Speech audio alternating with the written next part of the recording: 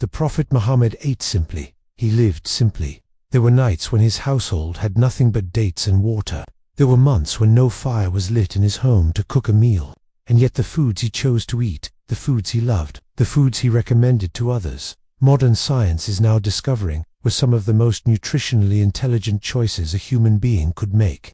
1400 years before nutritionists, before laboratories, before the science of dietetics existed, the Prophet was eating foods that today's researchers describe as super. Today, I am going to walk you through 8 foods from the life of the Prophet, what they were, how they were prepared, and what modern science has discovered about each one. And by the end, you might want to bring some of these back into your own life. Let us begin with Tharid. Tharid was one of the most famous dishes among the early Arabs. It was made of bread, broken into small pieces, and soaked in meat broth, often with the meat itself added on top, creating a complete, filling, nourishing meal. It was known for its simplicity and its high value, and it was given a special place in the Sunnah. The Prophet said, "The superiority of Aisha over other women is like the superiority of Tharid over all other foods." Think about that. When the Prophet wanted to describe the excellence of his beloved wife, he compared her to Tharid, which tells you exactly how highly this dish was regarded.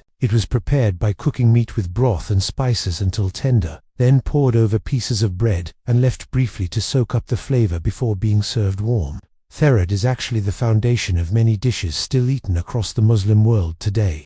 And its benefits were clear. The bread provided energy. The meat nourished the muscles with protein. For the companions, it was a main source of energy and strength, combining fullness and nutrition in one simple, blessed meal. The second food is Talbinah, and this one is extraordinary.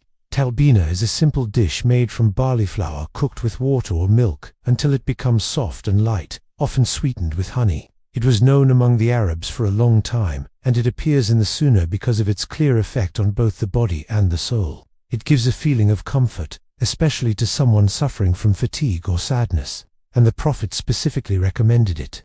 Aisha, the mother of the believers, narrated that the Messenger of Allah would order Talbinah for the sick person and say, "It comforts the heart of the sick and removes some of the sadness." Read that again, a food that the Prophet described as removing sadness and comforting the heart. And here is what modern science has discovered. Barley is rich in a compound called beta-glucan, which helps regulate blood sugar and supports heart health. It is also linked to the production of serotonin, the very chemical associated with mood and emotional well-being.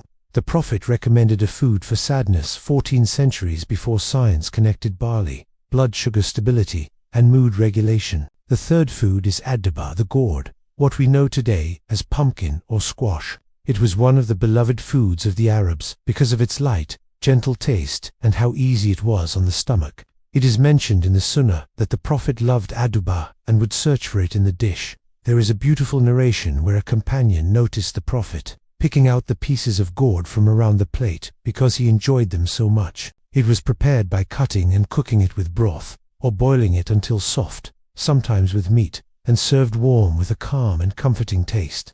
And modern studies have revealed some of the secrets behind this prophetic love. Pumpkin helps strengthen the heart, supports the health of blood vessels, and nourishes brain cells. It supports clear, healthy skin, and helps preserve its youthfulness. It is rich in antioxidants and beta-carotene, exactly the kind of food a modern nutritionist would recommend today. The fourth food is al-qadid, dried preserved meat. This was meat the Arabs preserved for long periods without it spoiling, especially useful during travel or times when resources were scarce. It was prepared by cutting the meat into strips, salting it, and leaving it under the sun and air until it dried completely, becoming hard, lightweight, and easy to store. And one of the most beautiful moments showing the simplicity of life in the household of the Prophet is connected to this food. A man once came to speak with the Prophet and began trembling out of awe and nervousness. The Prophet gently said to him, "Be calm. I am not a king. I am only the son of a woman from Quraysh who ate dried meat." With that single sentence, the Prophet showed his humility, comparing himself not to royalty, but to an ordinary person who ate simple preserved food. Al-qadid is rich in protein that strengthens the body and builds muscle, and gives energy that lasts. And because it was preserved naturally without any artificial substances, it was a practical, healthy choice that combined simplicity with high nutritional value. The fifth food is al-hais, described as the sweet of the early people and the provision of the traveler. It was a simple dish but powerful in its nutritional value. Made from the blessings of the local environment, dates, clarified butter, and dried cheese mixed together until they formed a firm dough, easy to carry and easy to eat. This made it a constant companion for every traveler, and it was connected to moments of joy and celebration. The most famous example was the wedding of the Prophet to Sophia, the mother of the believers. Anas ibn Malik narrated that the Prophet stayed between Kaaba and Medina for 3 days, where he celebrated his marriage to Sophia, and he invited the Muslims to the wedding feast. There was no bread and no meat. Instead, a leather mat was spread out and dates, dried cheese, and butter were placed on it. That was the wedding feast of the Messenger of Allah. It is prepared by taking soft pitted dates, adding clarified butter and ground dried cheese, and kneading by hand until it becomes one smooth dough. As for its benefits, the dates give quick energy, the butter provides beneficial fats, and the dried cheese contains protein and minerals beneficial for the bones. A complete energy food, perfect for physical effort. The 6th food is a laket, the companion of the desert, known by other names as well.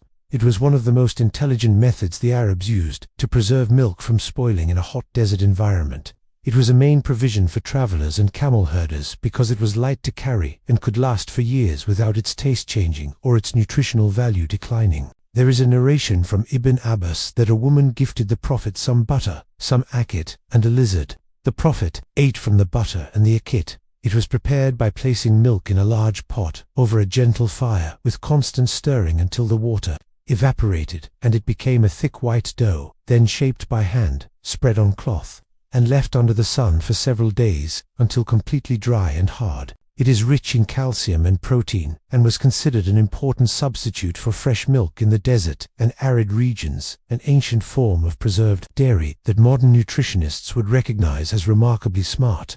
The 7th food is al-katha, a vegetable similar to the cucumber in shape and light taste. It was known across the Arabian Peninsula and grown in warm seasons, eaten fresh without cooking, and it was connected in the life of the Prophet to healthy guidance in nutrition.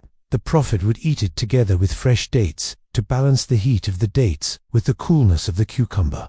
Aisha narrated, "The Messenger of Allah used to eat cucumber with fresh dates." In another narration, she explained its effect on building a healthy body, saying, "They tried to fatten me with everything but I did not gain weight.